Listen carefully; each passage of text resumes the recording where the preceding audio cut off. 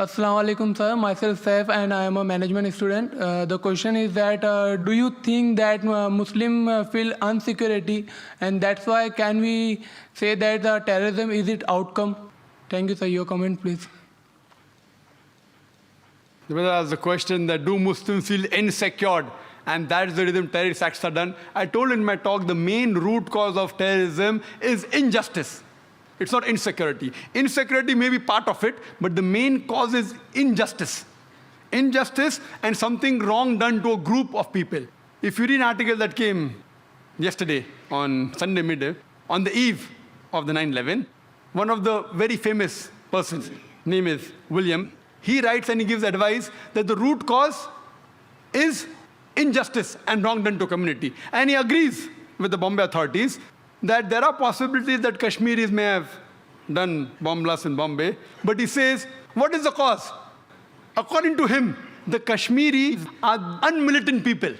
They are peace-loving people. So what has forced them to fight? And he gives his view, it is because of democracy which is forged. He says that, not me. It's not my comments. Person who's an expert. And he gives advice to people in the world. He says that the democracy is forged. It is manipulated. That's the reason what we find that they're fighting. Same in Palestine.